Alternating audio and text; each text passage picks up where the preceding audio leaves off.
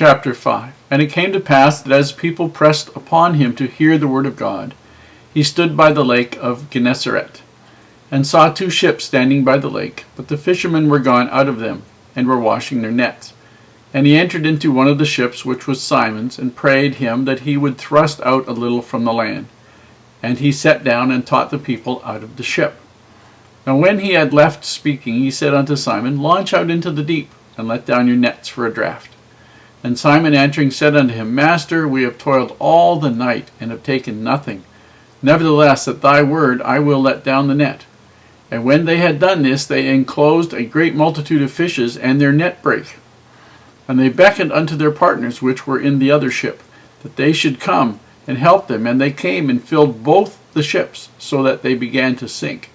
When Simon Peter saw it, he fell down at Jesus' knees, saying, Depart from me, Lord, for I am a sinful man, O Lord. For he was astonished, and all that were with him, at the draught of the fishes which they had taken. And so was also James and John, the sons of Zebedee, which were partners with Simon. And Jesus said unto Simon, Fear not, from henceforth thou shalt catch men. And when they had brought their ships to land, they forsook all, and followed him. And it came to pass that when he was in a certain city, behold, a man full of leprosy, who seeing Jesus, fell on his face, and besought him, saying, Lord, if thou wilt, thou canst make me clean. And he put forth his hand, and touched him, saying, I will, be thou clean. And immediately the leprosy departed from him. And he charged him to tell no man, but go and shew thyself to the priest, and offer for thy cleansing according as Moses commanded, for a testimony unto them. But so much the more went there a fame abroad of him, and great multitudes came together to hear, and to be healed by him of their infirmities. And he withdrew himself into the wilderness and prayed. And it came to pass on a certain day, as he was teaching, that there were Pharisees and doctors of the law sitting by, which were come out of every town of Galilee and Judea and Jerusalem, and the power of the Lord was present to heal them. And behold, men brought in a bed a man which was taken with the palsy, and they sought means to bring him in, and to lay him before him. And when they could not find by what way they might bring him in because of the multitude, they went upon the housetop, and let him down through the tiling, with his couch in the midst before Jesus. And when he saw their faith, he said unto him, Man, thy sins are forgiven thee. And the scribes and the Pharisees began to reason, saying, Who is this which speaketh blasphemies? Who can forgive sins but God alone? But when Jesus perceived their thoughts, he answering them said unto them, What reason ye in your hearts? Whether it is easier to say, Thy sins be forgiven thee, or to say, Rise up and walk? But that ye may know that the Son of Man hath power upon earth to forgive sins. He said unto the sick of the palsy, I say unto thee, Arise, and take up thy couch, and go into thine house. And immediately he rose up before them, and took up that whereon he lay, and departed to his own house, glorifying God.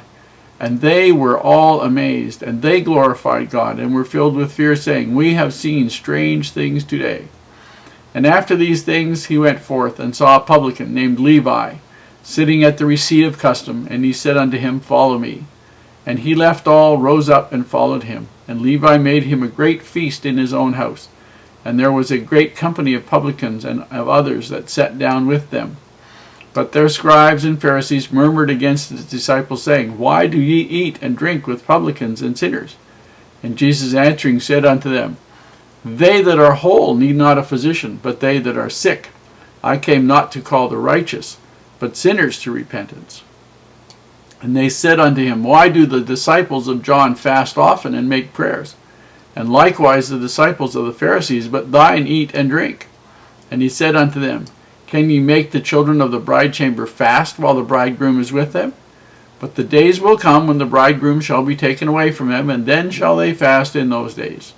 And he spake also a parable unto them. No man putteth a piece of a new garment upon an old, if otherwise, then both the new maketh the rent, and the piece that was taken out of the new agreeth not with the old. And no man putteth new wine in old bottles.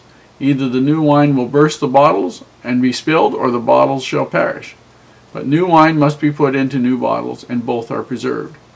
No man also having drunk old wine straightway desireth new, for he saith, the old is better. Here we see a very common problem that the Savior had. Verse 1, as the people pressed upon him to hear the word of God, one of the most common problems he had was totally, immediately surrounded. People were right up beside him, wanting to hear every word that he said. And it didn't make any difference where he was. There were different people that did it. In the house, people couldn't get in the door, so they had this fellow on this cot that they lowered down from the roof. This was common everywhere. There were so many times they didn't even have room to eat or time to eat. There were people that were pressing on them all the time. So he said to Simon Peter, push us out a little from shore and I'll teach these people, which he did. And then he says to Simon Peter, well, let's get you some fish here, Peter, and just show you. This was a learning experience for Peter.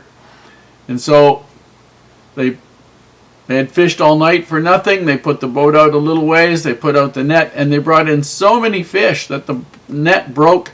And then his partners, the brothers of the sons of Zebedee, the brothers who were the sons of Zebedee, came, and they loaded up both boats, and they both started to sink. And then Simon Peter did something which most people would think would be a little strange, but if you've run into somebody righteous, you understand this. Simon Peter says, depart from me, for I am a sinful man. When you are in the presence of somebody that you feel is very righteous, one of the things that you feel is you don't want to violate or desecrate their space. And this is basically what Simon Peter was saying. It isn't that he didn't want the Savior around. It's that he did not feel worthy to be in the Savior's presence. And so, this is the interesting part I see. Now, with Hebrew things, you got to be a little careful. You don't put too much emphasis on some of the examples and some of the words, because to the Hebrew and Near East mind, the overall idea is the major thing, and the individual details are far less important. But in verse 11 it says, and when they had brought their ships to land, they forsook all and followed him. We don't know if it was that fast, but it could have been. There you are with the biggest haul of fish maybe you've ever had in your life, and you just say to the people, help yourselves, and you go follow the Savior. I think that would be a really neat thing to happen. I could imagine doing it. I mean, what more do you need to see that this man is special? In your life, what more do you need to see? Then there was the man with that leprosy, and he was immediately healed by the Savior. And great multitudes came together to hear him. Verse 15, he healed them of their infirmities, withdrew himself into the wilderness, and prayed. On a certain day, there are Pharisees and doctors of the law. Now, these are people who are very, very fundamentalist oriented. If you don't do the thing exactly their way, they would prefer to see you stoned because you broke one of their rules. It wouldn't necessarily matter whether you knew it was one of their rules. Just because it was one of their rules and you broke it. In the olden times, prior to the Romans coming, they might have been able to persuade somebody to stone you because you broke one of their rules. You didn't wash your hands exactly the way they thought you would, or you walked slightly further on the Sabbath day than they thought you should have. But fortunately, at least to some extent fortunately, with the Romans coming, they were not able to cause people to be killed anymore without them having to deal with the Romans, and they didn't like that, so they basically just argued the point. And he says to this man, okay, they let him in from the rooftop. This is the fellow we're talking about. And then he says, thy sins are forgiven thee. And they complain and argue, this only God can say these in verse 21. And he basically, the Savior says, that's fine. Thy sins be forgiven thee, or rise up and walk. Which do you think is easier to make it actually happen to these guys?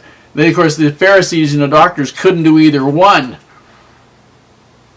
So he says to the man, arise, take up thy couch and go. And he's challenging these people. Well, you guys are so smart. You're arguing which is worse. Which do you think would be easier to do? And of course, nothing they did would have ever healed the man.